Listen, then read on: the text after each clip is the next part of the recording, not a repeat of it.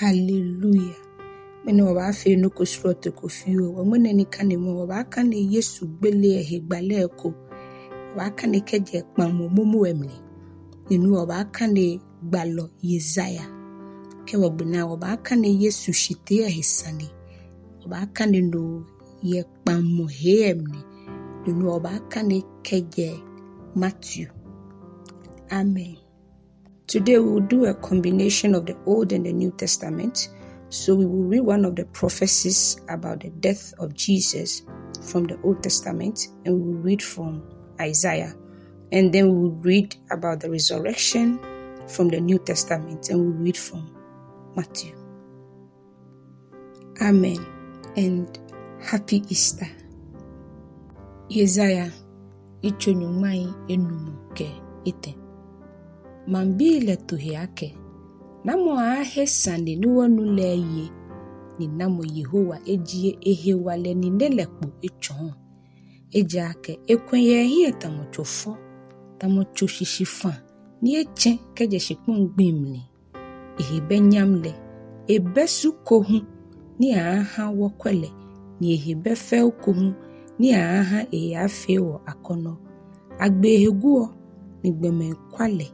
Eyareho ni elehejiramo. Etamomoni achon hi ato afanke analele. Agbe eheguo ni wobule woha fei. Anokwa wohilaile le etere ni wohejiramo ile le ehole eshue enu. Shiwole wobule ake moko keke. Ni mogbala etoe ni nanu. Shapila le yewomo wo tomoi ayo. Triale ni yewoni shani le ahewo. Agbala etoe koni wana hejole ni hifajin le akechawo. Wofe twem watamotoi ni edungbe. Wote mofe mo ekole dienche egbe. Ni Yehowa ke wofe wonosha le fun inu. Afele ni seni ani ni apinle kene etwa isen. Bonito gwantembi ni akele ya aya gbele lo to gwantembi fi odio ye ehecho ekunloi ahiele na kan etwa isenle ayele to ekodomosani ni amolekete na mo anye asusu no ni aba eno eje ake ashale keje he kan loi ashipon le no kete mimam bile atomo ahewo apindele acha ebuye shafe lo ate jebele fe ku ishakule imale kuhudan ya fule ya ni acheme ate. Eji Yehowa yinto ake achale no ni apilale. Keji emu ehe esha afole ya esha hiwole. Eba ana shue ni wala seache ni kecho enole. Noni sa Yehowa hiele ahashere. Esusuma haomole hiwole. Eena nini aha etuya nyuemni. Kechomi chulo jalole ni lienole. Eha angomei babao ake jaloe. Ni etere amenisha anile. Nuhewole, mahale egbefano yeme wujiate. Ni ekehewaloi ajahani. Eja ake engo eha gbele. Ni abula ashimla no tonloi ano. Kele, etere me pia yeshai. Ni damumli eha eshafeloi. Hallelujah. Mateo SANEKPAKPA. Onukpai enyo kekpa anyo. Kede klen kuku ke ashikuku neji nyoma. Yesu shitee. Shihe jomo bile na agbe. Benije boy cherry mokeba. Ochile klen bile nole. Maria Magdalena ke Maria mokumele babule esramo. Nina shikpon ehosowa. Eja ake nu chole bofule jemwe plekishi. Yeba koklo telekete ise. Ni hu itano. Ni hie pe otamosrawa. Ni tadele huye futa. Shi ehebe ye. Ha bulɔi le ahekpokpo. Ni ame chomo tamogbohi. Shi bofule ke ye la ake. Nyeka shi agbe ye. Eja ake mile ake nye mintao Yesu. Moni asenele. Ebebiye eja ake etishi. Tamoboni ekele. Nyeba kwa hegbeni akelemele.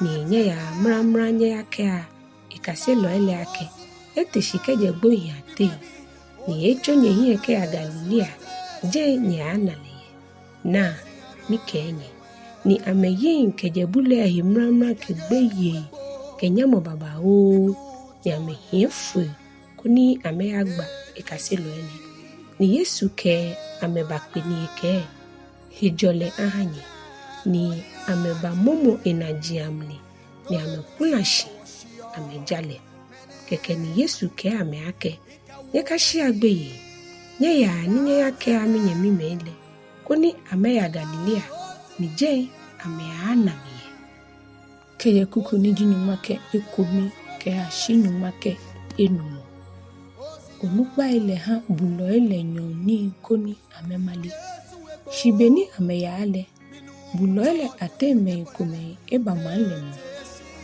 ni amebagba ni afe le fe amechon osofo Onukpai le ke Onukpai le bogwa ni ameti ajina ni ameha asrafo le ju eteipi ameke nyeke ake nyom beni wowole ni kaselɔi le baba julekete ni keji ene bashe amralo le tuele odienche wokele ba awi ni wakweni aka haunye keke ni ameheju eteile ni amefe boni achon amele ni nekesa ni ne gbesha yuda foile ate ke bashimene ke yakuku ni jinuma ke ekpa ke ashina agbe Yesu tu SANEKPAKPA le shiɛmɔ ewu kaselɔi le adɛŋ shi kaselɔi nyuma ke ekomi le yin amete Galilea gon le no eni Yesu echon ake amekele akpiyele